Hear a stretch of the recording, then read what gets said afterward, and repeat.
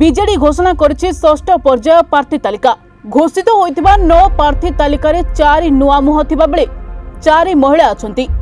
दलर सभापति तथा मुख्यमंत्री नवीन पट्टनायक आज घोषणा करथिबा प्रार्थी तालिका अनुसार चिलिकारु रघुनाथ साहू, आनंदपुर अभिमन्यु सेठी, सारस कणारु देवाशीष मारांडी, करंजियारु बासंती हेम्ब्रम, सिमुलियारु सुबासिनी साहू और रेमुणारु विदुस्मिता महालिक को मैदान को ओह्लाइछंती।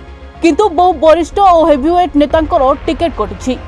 तेबे 5 जन विधायकों टिकेट काटी देइछंती बीजेडी सुप्रीमो नवीन पट्टनायक। आनंदपुर विधायक भागीरथी सेठी समेत सिमुलिया विधायक ज्योति पाणिग्राही और बड़चणार वरिष्ठ विधायक अमर शतपथी टिकेट कटिछि। एथिसह केन्द्रापड़ा विधायक शशिभूषण बेहेरा चलित निर्वाचन में टिकेट मिल नथिबा बेले चंपुआ विधायिका मीनाक्षी महंतर टिकेट कटिछि। एसबु आसन में बीजेडी नुआ चेहरा को सुजोग देछि। आज घोषणा करथिबा प्रार्थी तालिका अनुसार बड़चणा आसन में सरप्राइज देछि दल।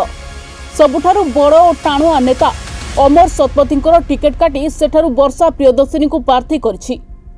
तेणु षष्ठ पर्याय तालिका सुधा बीजेडी 32 महिला विधानसभा निर्वाचन निमंते टिकेट दे साराणी। बीजेडी वर्तमान सुधा समस्त 21 लोकसभा और 135 विधानसभा आसन में प्रार्थी घोषणा करिछि। तेबे मोट 147 विधानसभा आसन मध्यरु आउ 12टी विधानसभा आसन में बीजेडी प्रार्थी खूब शीघ्र घोषणा करिपारे बोली चर्चा हेउछि।